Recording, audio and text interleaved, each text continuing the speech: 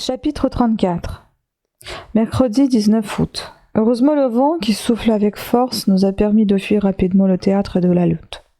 Hans est toujours au gouvernail. Mon oncle, tiré de ses absorbantes idées par les incidents de ce combat, retombe dans son impatiente contemplation de la mer. Le voyage reprend sa monotone uniformité que je ne tiens pas à rompre au prix des dangers d'hier. Jeudi 20 août. Brise nord-nord-est, assez inégale, température chaude. Nous marchons avec une vitesse de 3 lieues et demie à l'heure. Vers midi, un bruit très éloigné se fait entendre. Je consigne ici le fait sans pouvoir en donner l'explication. C'est un mugissement continu. Il y a au loin, dit le professeur, quelques rochers ou quelques îlots sur lesquels la mer se brise. Hans se hisse au sommet du mât, mais ne signale aucun écueil. L'océan est uni jusqu'à sa ligne d'horizon. 3 heures se passent. Les mugissements semblent provenir d'une chute d'eau éloignée. Je le fais remarquer à mon oncle qui secoue la tête. J'ai pourtant la conviction que je ne me trompe pas. Courons-nous donc à quelque cataracte qui nous précipitera dans l'abîme. Que cette manière de descendre plaise au professeur parce qu'elle se rapproche de la verticale, c'est possible, mais à moi. En tout cas, il doit y avoir à quelques lieues au vent un phénomène bruyant, car maintenant les mugissements se font entendre avec une grande violence. Viennent-ils du ciel ou de l'océan? Je porte mes regards vers les vapeurs suspendues dans l'atmosphère, et je cherche à sonder leur profondeur. Le ciel est tranquille. Les nuages emportés au plus haut de la voûte semblent immobiles et se perdent dans l'intense irradiation de la lumière. Il faut donc chercher ailleurs la cause de ce phénomène. J'interroge alors l'horizon pur et dégagé de toute brume. Son aspect n'a pas changé. Mais si ce bruit vient d'une chute, d'une cataracte, si tout cet océan se précipite dans un bassin inférieur, si ces mugissements sont produits par une masse d'eau qui tombe, le courant doit s'activer et sa vitesse croissante peut me donner la mesure du péril dont nous sommes menacés. Je consulte le courant, il est nul. Une bouteille vide que je jette à la mer reste sous le vent. Vers 4 heures, Hans se lève, se cramponne au mât et monte à son extrémité. De là, son regard parcourt l'arc de cercle que l'océan décrit devant le radeau et s'arrête sur un point. Sa figure n'exprime aucune surprise, mais son œil est devenu fixe. « Il a vu quelque chose, dit mon oncle. Je le crois. » Hans redescend, puis il étend son bras vers le sud en disant « Der Nere. »« Là-bas » répond mon oncle. Et saisissant sa lunette, il regarde attentivement pendant une minute qui me paraît un siècle. « Oui, s'écrie-t-il. Que voyez-vous » Une gerbe immense qui s'élève au-dessus des flots. Encore quelque animal marin? Peut-être. Alors mettons le cap plus à l'ouest, car nous savons à quoi nous en tenir sur le danger de rencontrer ces monstres antédiluviennes. Laissons aller, répond mon oncle. Je me retourne vers Hans. Hans maintient sa barre avec une inflexible rigueur. Cependant, si de la distance qui nous sépare de cet animal, distance qu'il faut estimer à 12 lieues au moins, on peut apercevoir la colonne d'eau chassée par ces Evans. Il doit être d'une taille surnaturelle. Fuir serait se conformer aux lois de la plus vulgaire prudence. Mais nous ne sommes pas venus ici pour être prudents. On va donc en avant. Plus nous approchons, plus la gerbe grandit. Quel monstre peut s'emplir d'une pareille quantité d'eau et l'expulser ainsi sans interruption. À 8 heures du soir, nous ne sommes pas à 2 lieues de lui. Son corps noirâtre, énorme, montueux, s'étend dans la mer comme un îlot. Est-ce illusion? Est-ce effroi? Sa longueur me paraît dépasser 1000 toises. Quel est donc ce cétacé qui n'ont prévu ni les Cuvier, ni les Blumenbach? Il est immobile. Et comme endormi, la mer semble ne pouvoir le soulever. Ce sont les vagues qui ondulent sur ses flancs. La colonne d'eau, projetée à une hauteur de 500 pieds, retombe en pluie avec un bruit assourdissant. Nous courons en insensé vers cette masse puissante que sans baleine ne nourrirait pas pour un jour. La terreur me prend. Je ne veux pas aller plus loin. Je couperai, s'il le faut, la drisse de la voile. Je me révolte contre le professeur qui ne me répond pas. Tout à coup, Hans se lève. et montrant du doigt le poing menaçant. « Olme, dit-il. « Une île, s'écrie mon oncle, une île, dis-je à mon tour en haussant les épaules. Évidemment, répond le professeur en poussant un vaste éclat de rire. Mais cette colonne d'eau, geyser, fait Hans. Et sans doute geyser, riposte mon oncle, et geyser pareil à ceux de l'Islande.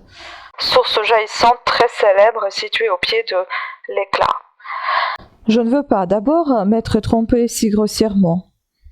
Avoir pris un îlot pour un monstre marin, mais l'évidence se fait, et il faut enfin convenir de mon erreur. Il n'y a là qu'un phénomène naturel. À mesure que nous approchons, les dimensions de la gerbe liquide deviennent grandioses. L'îlot représente, à s'y méprendre, un cétacé immense dont la tête domine les flots à une hauteur de 10 toises. Le geyser, mot que les Islandais prononcent geysir, et qui signifie fureur, s'élève majestueusement à son extrémité. De sourdes détonations éclatent par instants, et l'énorme jet, pris de colère plus violente, secoue son panache de vapeur en bondissant jusqu'à la première couche de nuages. Il est seul. Ni fumerolles, ni source chaude ne l'entourent, et toute la puissance volcanique se résume en lui. Les rayons de la lumière électrique viennent se mêler à cette gerbe éblouissante, dont chaque goutte se nuance de toutes les couleurs du prisme. « Accostons, dit le professeur. Mais il faut éviter avec soin cette trombe d'eau qui coulerait le radeau en un instant. Hans, manœuvrant adroitement, nous amène à l'extrémité de l'îlot. Je saute sur le roc. Mon oncle me suit lestement, tandis que le chasseur demeure à son poste, comme un homme au-dessus de ses étonnements. Nous marchons sur un granit meulé de tufs siliceux. Le sol frissonne sous nos pieds comme les flancs d'une chaudière où se tord de la vapeur surchauffée. Il est brûlant. Nous arrivons en vue d'un petit bassin central d'où s'élève le geyser. Je plonge dans l'eau qui coule en bouillonnant un thermomètre à déversement et y marque une chaleur de 163 degrés. Ainsi donc, cette eau sort d'un foyer ardent. Cela contredit singulièrement les théories du professeur Lidenbrock. Je ne puis m'empêcher d'en faire la remarque. Eh bien, réplique-t-il, qu'est-ce que cela prouve contre ma doctrine ? Rien, dis-je d'un ton sec, en voyant que je me heurte à un entêtement absolu.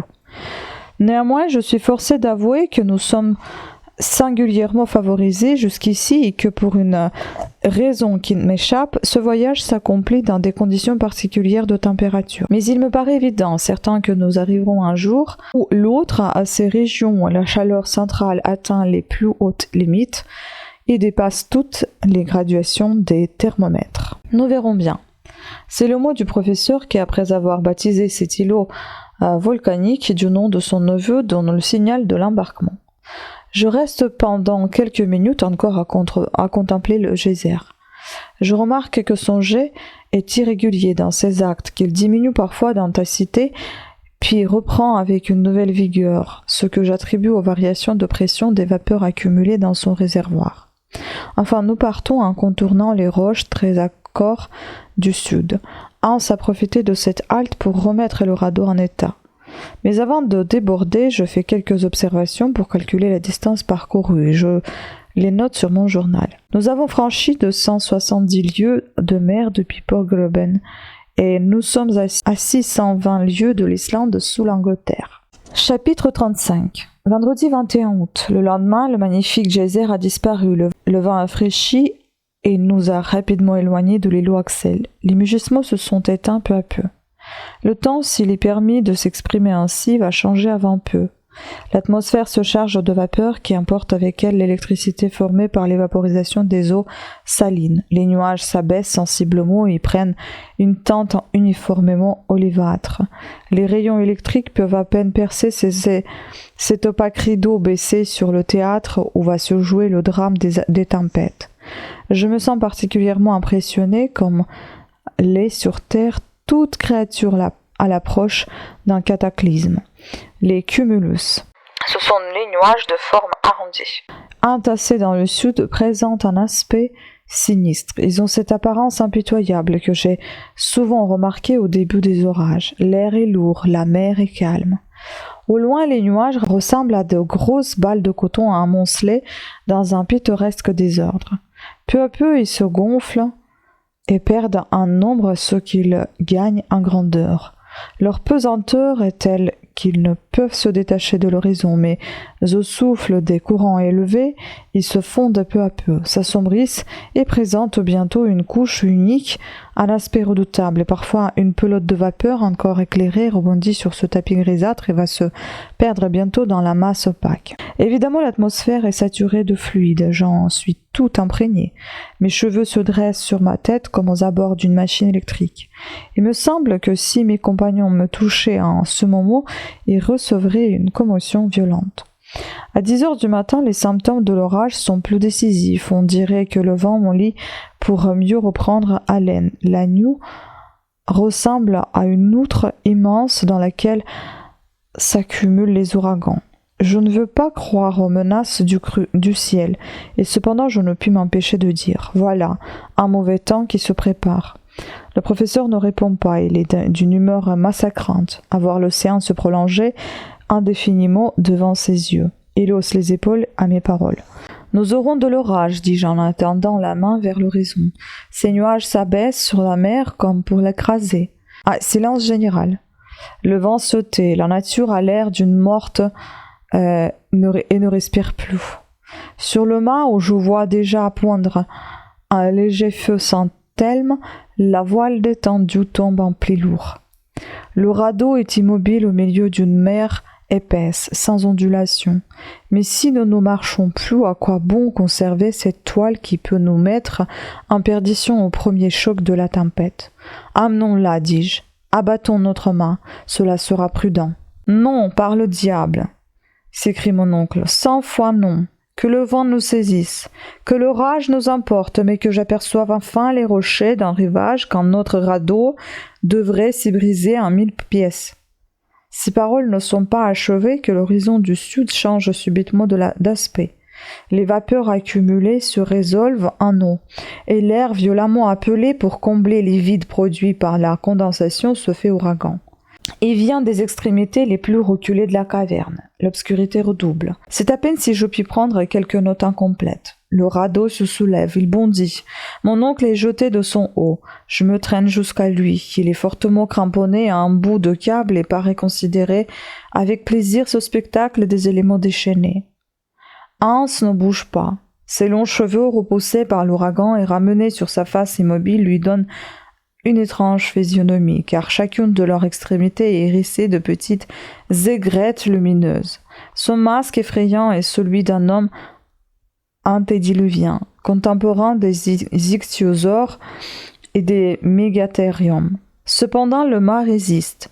La voile se tend comme une bulle prête à crever. Le radeau file avec un emportement que je ne puis estimer, mais moins vite encore que ces gouttes d'eau déplacées sous lui, dont la rapidité fait de lignes droites et nettes. La voile, dis-je, en faisant signe de la baisser. Non, répond mon oncle. Mais, fait Hans en remuant doucement la tête. Cependant, la pluie forme une cataracte mugissante devant cet horizon vers lequel nous courons en insensé. Mais avant qu'elle n'arrive jusqu'à nous, le voile de nuages se déchire. La mer entre en ébullition et l'électricité produite par une vaste action chimique qui s'opère dans les couches supérieures est mise en jeu. Aux éclats de tonnerre se mêlent les jets étincelants de la foudre.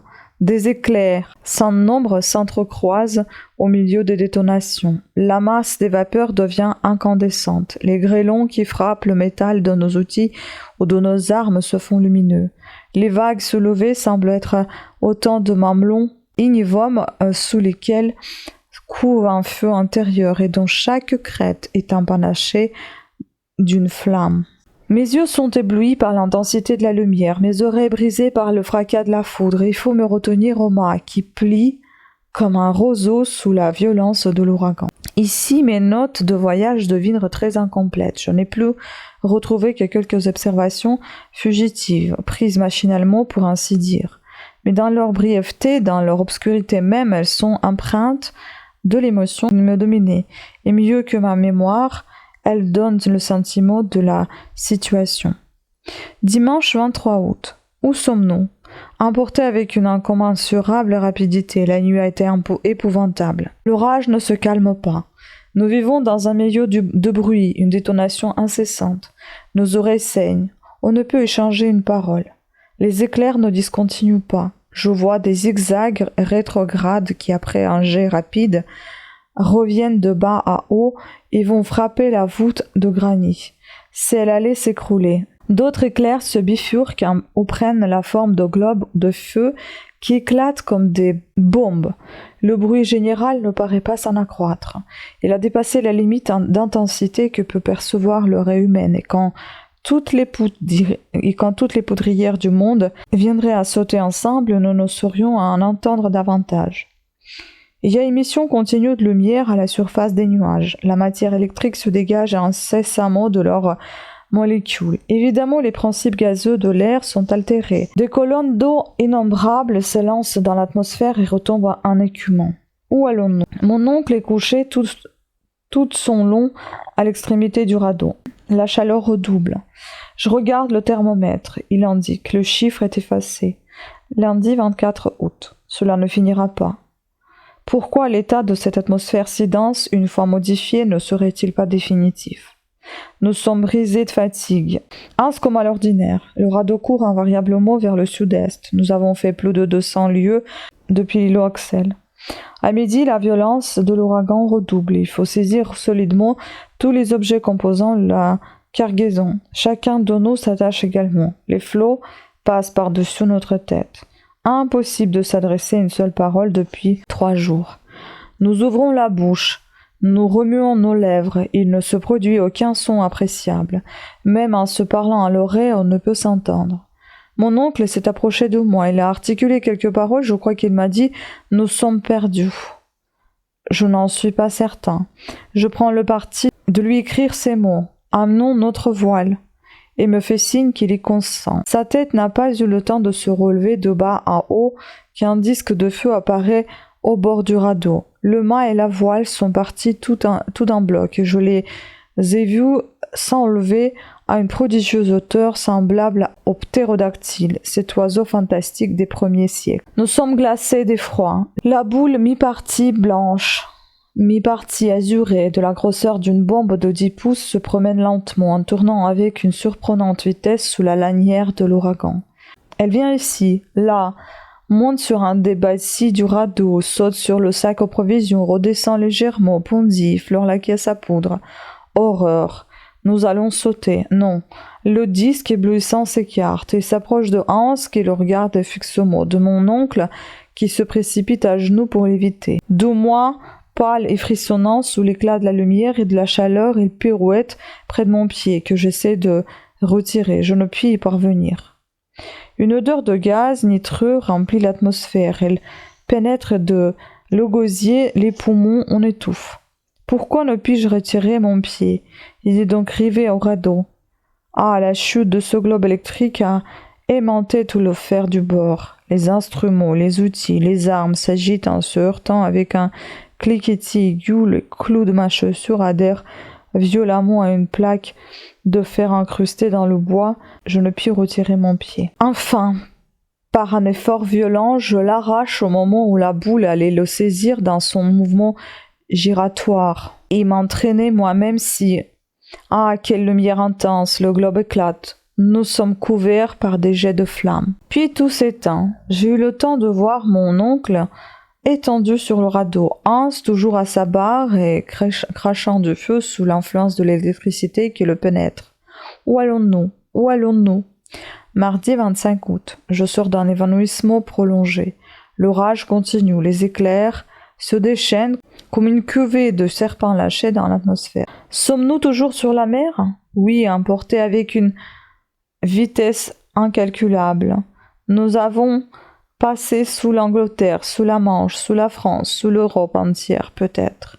Un bruit nouveau se fait entendre, évidemment la mer qui se brise sur des rochers. Mais alors... Chapitre 36. Ici se termine ce que j'ai appelé le journal du bord. Heureusement sauvé de naufrage, je reprends mon récit comme devant. Ce qui se passa au choc du radeau contre les écueils de la côte, je ne saurais le dire. Je me sentis précipité dans les flots et si j'échappais à la mort, si mon corps ne fut pas déchiré sur le roc aigu, c'est que le bras vigoureux de Hans me retira de l'abîme. Le courageux Islandais me transporta hors de la portée de vagues sur un sable brûlant, où je me trouvai côte à côte avec mon oncle. Puis il revint vers ces rochers auxquels se heurtaient les lames furieuses, afin de sauver quelques épaves du naufrage. Je ne pouvais parler, j'étais brisé d'émotion et de fatigue. Il me fallut une grande heure pour me remettre. Cependant, une pluie diluvienne continuait à tomber, mais avec ce redoublement qui annonce la fin des orages. Quelques rocs superposés nous offrirent un abri contre les torrents du ciel. Hans prépara des aliments auxquels je ne pus toucher, et chacun de nous, épuisé par l'éveil de 3 nuits, tomba dans un douloureux sommeil. Le lendemain, le temps était magnifique, le ciel et la mer s'étaient apaisés d'un commun accord. Toute trace de tempête avait disparu. Ce furent les paroles joyeuses du professeur qui saluèrent mon réveil. Il était d'une gaieté terrible. « Eh bien, mon garçon, s'écria-t-il, as-tu bien dormi ? N'eût-on pas dit que nous étions dans la maison de Königstrasse ? Que je descendais tranquillement pour déjeuner, que mon mariage avec la pauvre Groben allait s'accomplir ce jour même ? Hélas, pour peu que la tempête eût jeté le radeau dans l'Est, nous avions passé sous l'Allemagne, sous ma chère ville de Hambourg, sous cette rue où demeurait tout ce que j'aimais au monde. Alors 40 lieues m'en séparaient à peine, mais 40 lieues verticales d'un mur de granit et en réalité plus de 1000 lieues à franchir. Toutes ces douloureuses réflexions traversèrent rapidement mon esprit avant que je ne répondisse à la question de mon oncle. « Ah, ça !» répéta-t-il. « Tu ne veux pas dire si tu as bien dormi ?» ?»« Très bien, répondis-je. Je suis encore brisé, mais cela ne sera rien. »« Absolument rien, un peu de fatigue et voilà tout. Mais vous me paraissez bien gai ce matin, mon oncle. Enchanté, mon garçon, enchanté. Nous sommes arrivés. Au terme de notre expédition ? Non, mais au bout de cette mer qui n'en finissait pas. Nous allons reprendre maintenant la voie de terre et nous enfoncer véritablement dans les entrailles du globe. Mon oncle, permettez-moi de vous faire une question. Je te le permets, Axel. Et le retour ? Le retour ? Ah, tu penses à revenir quand on n'est pas même arrivé ? Non, je veux seulement demander comment il s'effectuera. De la manière la plus simple au monde. Une fois arrivés au centre du sphéroïde, où nous trouverons une route nouvelle pour remonter à sa surface, où nous reviendrons tout bourgeoisement par le chemin déjà parcouru. J'aime à penser qu'il ne se fermera pas derrière nous. Alors il faudra remettre le radeau en bon état, nécessairement. Mais les provisions, en reste-t-il assez pour accomplir toutes ces grandes choses ? Oui, certes. Hans est un garçon habile, et je suis sûr qu'il a sauvé la plus grande partie de la cargaison. Allons nous en assurer d'ailleurs. Nous quittâmes cette grotte ouverte à toutes les brises. J'avais un espoir qui était en même temps une crainte. Il me semble impossible que le terrible abordage du radeau n'eût pas anéanti tout ce qui portait. Je me trompais. À mon arrivée sur le rivage, j'aperçus Hans au milieu d'une foule d'objets rangés avec ordre. Mon oncle lui serra la main avec un vif sentiment de reconnaissance. Cet homme d'un dévouement surhumain, dont on ne trouverait peut-être pas d'autres exemplaires, avait travaillé pendant que nous dormions et sauvé les objets les plus précieux au péril de sa vie. Ce n'est pas que nous n'eussions fait de pertes assez sensibles. Nos armes, par exemple, mes enfants, on pouvait s'en passer. La provision de poudre était demeurée intacte après avoir failli sauter pendant la tempête. Eh bien, s'écria le professeur, puisque les fusils manquent, nous en serons quittes pour ne pas chasser. Bon, mais les instruments. Voici le manomètre le plus utile de tous et pour lequel j'aurais donné les autres.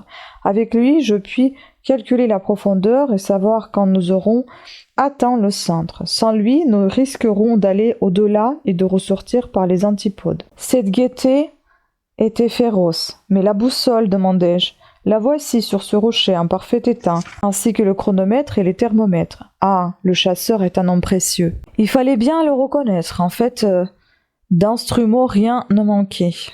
Quant aux outils et aux engins, j'aperçus épars sur la table échelles, cordes, pics, pioches, etc. Cependant, il y avait encore la question des vivres à élucider. Et les provisions, dis-je. Voyons les provisions, répondit mon oncle. Les caisses qui les contenaient étaient alignées sur la grève dans un parfait état de conservation. La mère les avait respectées pour la plupart et somme toute, un biscuit, viande salée, genièvre et poisson sec, on pouvait compter encore sur 4 mois de vivres. 4 mois, s'écria le professeur. Nous avons le temps d'aller et de revenir. Et avec ce qui restera, je veux donner un grand dîner à tous mes collègues du Joannum. J'aurais dû être habitué depuis longtemps au tempérament de mon oncle, et pourtant cet homme-là m'étonnait toujours. Maintenant, dit-il, nous allons refaire notre provision d'eau avec la pluie que l'orage a versée dans tous ces bassins de granit. Par conséquent, nous n'avons pas à craindre d'être pris par la soif. Quant au radeau, je vais recommander à Hans de le réparer de son mieux, quoiqu'il ne doive plus nous servir, j'imagine. Comment cela, m'écriai-je. Une idée à moi, mon garçon. Je crois que nous ne sortirons pas par où nous sommes entrés. Je regardais le professeur avec une certaine défiance. Je me demandais s'il n'était pas devenu fou. Et cependant, il ne savait pas si bien dire. « Allons déjeuner, reprit-il. Je le suivis sur un cap élevé après qu'il eut donné ses instructions au chasseur. Là, de la viande sèche, du biscuit et du thé composèrent un repas excellent et je dois l'avouer un des meilleurs que j'eusse fait de ma vie. Le besoin de grand air, le calme après les agitations, tout contribuait à me mettre en appétit. Pendant le déjeuner, je posai à mon oncle la question de savoir où nous étions à ce moment. « Cela, dis-je, me paraît difficile à calculer. »« À calculer exactement, oui, répondit-il. C'est même impossible, puisque pendant ces 3 jours de tempête, je n'ai pu tenir note de la vitesse et de la direction du radeau, mais cependant, nous pouvons relever notre situation à l'estime. En effet, la dernière observation a été faite à l'îlot du Geyser. À l'îlot Axel, mon garçon. Ne décline pas cet honneur d'avoir baptisé de ton nom la première île découverte au centre du massif terrestre. Soit. À l'îlot Axel, nous avions franchi environ 270 lieues de mer et nous nous trouvions à plus de 600 lieues de l'Islande. Bien. Partons de ce point alors et comptons 4 jours d'orage, pendant lesquels notre vitesse n'a pas dû être inférieure à 80 lieues par 24 heures. Je le crois. Ce serait donc 300 lieues à ajouter. Oui, et la mer Lidenbrock aurait à peu près 600 lieues d'arrivage à l'autre. Sais-tu bien, Axel, qu'elle peut lutter de grandeur avec la Méditerranée? Oui, surtout si nous ne l'avons traversée que dans sa largeur, ce qui est fort possible. Et chose curieuse, ajoutai-je, si nos calculs sont exacts, nous avons maintenant cette Méditerranée sur notre tête. Vraiment. Vraiment, car nous sommes à 900 lieues de Reykjavik. Voilà un joli bout de chemin, mon garçon. Mais que nous soyons plutôt sous la Méditerranée que sous la Turquie ou sous l'Atlantique, cela ne peut s'affirmer que si notre direction n'a pas dévié. Non, le vent paraissait constant. Je pense donc que ce rivage doit être situé au sud-est de Port-Greben. Bon, il est facile de s'en assurer en consultant la boussole. Allons consulter la boussole. Le professeur se dirigea vers le rocher sur lequel Hans avait déposé les instruments. Il était gai, allègre, il se frottait les mains et prenait des pauses. Un vrai jeune homme. Je le suivis assez curieux de savoir si je ne me trompais pas dans mon estime. Arrivé au rocher, mon oncle prit le compas, le posa horizontalement et observa l'aiguille qui, après avoir oscillé, s'arrêta dans une position fixée sous l'influence magnétique. Mon oncle regarda, puis il se frotta les yeux et regarda de nouveau. Enfin, il se retourna de mon côté, stupéfait. « Qui est-il » demandai-je. Il me fit signe d'examiner l'instrument. Une exclamation de surprise m'échappa. La fleur de l'aiguille marquait le nord, là où nous supposions le midi. Elle se tournait vers la grève au lieu de monter la pleine mer. Je remis la boussole, je l'examinai, elle était en parfait état. Quelque position que l'on fit prendre à l'aiguille, celle-ci reprenait obstinément ses directions inattendues. Ainsi donc, il ne fallait plus en douter, pendant la tempête, une saute de vent s'était produite dont nous ne nous étions pas aperçus et avait ramené le radeau vers le rivage que mon oncle croyait laisser derrière lui.